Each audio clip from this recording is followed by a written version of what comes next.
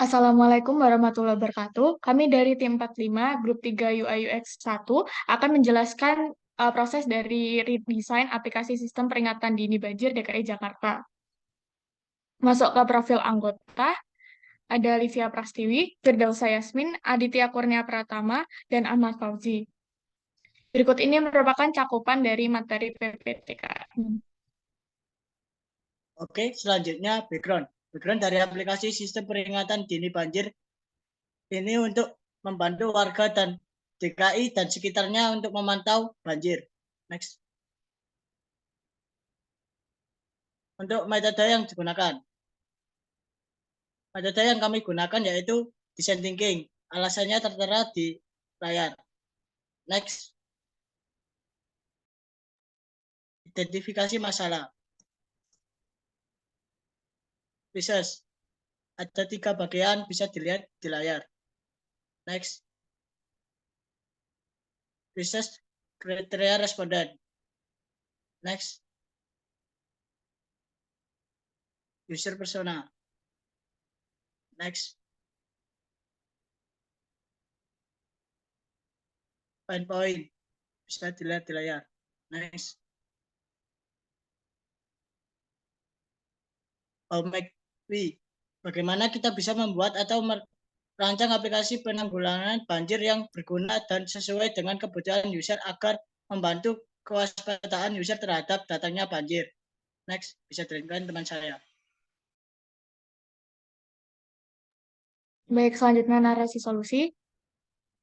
Berikut ini merupakan ide-ide yang kami temukan dengan memperbaiki beberapa fitur yang ada di aplikasi ini. Lalu alur kerja.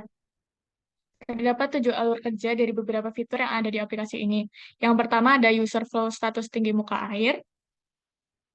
Lalu ada user flow curah hujan. Lalu ada user flow pantauan CCTV. Selanjutnya ada user flow perakiraan cuaca. Lalu ada user flow dari call center emergency. Lalu ada user flow dari laporan kejadian. Dan yang terakhir adalah user flow dari fitur saran dan masukan.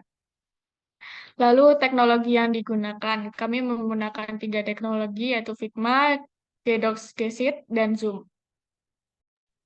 Baik, selanjutnya ada demo ini. Next. Ada 3 fitur unggulan kami. Next. Yang pertama itu ada status tinggi muka air yang menampilkan informasi lokasi pengguna yang berbentuk grafik dan lainnya. Next. Yang kedua adalah call center emergency untuk pengguna pertolongan dalam keadaan darurat. Next. Dashcam pengungsian itu untuk membantu pengguna menemukan tempat pengungsian terdekat. Next. Nah, selanjutnya kita akan masuk ke Figma untuk mendemokan prototipe dari desain kami. Nah, pertama ada onboarding. Di sini adalah desain onboarding yang telah kami buat. Kemudian kita masuk ke bagian halaman utamanya yaitu home. Selanjutnya kita akan masuk ke fitur status tinggi muka air. Nah, kita pilih lokasi Cakung. Nah, di fitur ini terdapat informasi yaitu mengenai grafik, kemudian peta, CCTV, dan daerah yang terdampak. Kemudian kita akan masuk ke bagian fitur curah hujan.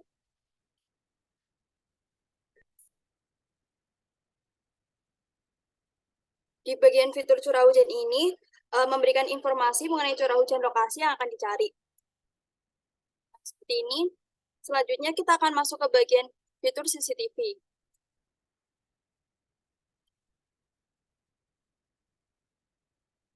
Fitur ini berguna untuk memberikan informasi mengenai rekaman CCTV live secara langsung.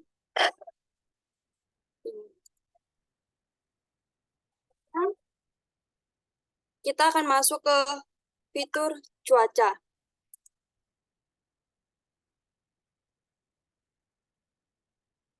Fitur cuaca ini memberikan informasi mengenai cuaca yang saat ini sedang dicari.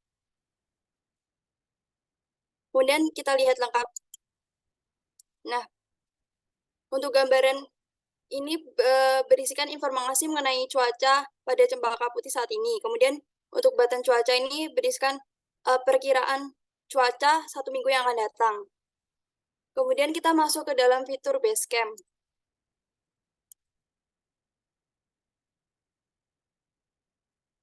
Fitur Basecamp ini berfungsi untuk memberikan informasi mengenai tempat pengungsian kepada user. Seperti ini. Selanjutnya kita akan masuk ke dalam fitur Call Center Emergency. Nah, fitur ini dapat digunakan oleh user untuk saat meminta pertolongan darurat. Ini. Selanjutnya kita akan masuk ke fitur laporan kejadian. Nah, fitur ini kita dapat melaporkan kejadian banjir yang terjadi saat ini. Nah, yang terakhir adalah ada fitur saran dan masukan. Saran dan masukan ini berfungsi untuk menyampaikan aspirasi dari user terkait aplikasi yang telah kami buat. Sekian demo dari Figma dari desain kami, selanjutnya akan dilanjutkan oleh Bedah.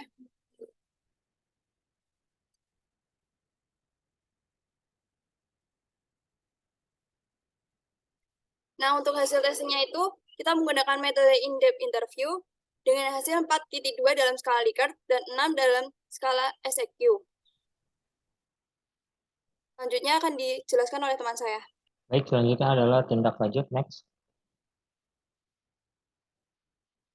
Tahapan lanjutan dari solusi yang kami tawarkan adalah yang pertama menambahkan fitur relevan dari fitur Basecamp, yang kedua adalah menambahkan tentang artikel atau berita, yang ketiga adalah mengembangkan fitur emergensi agar lebih optimal, dan yang keempat adalah menguji kembali fitur unggulan kita kepada user.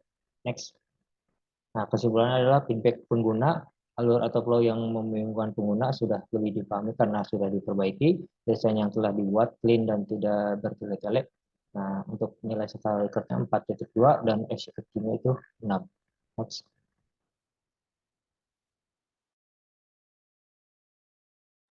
Baik, sekian dari kami. Apabila ada salah kata maupun perbuatan kami mohon maaf, serta tak lupa kami ucapkan terima kasih banyak atas perhatiannya. Wassalamualaikum warahmatullahi wabarakatuh.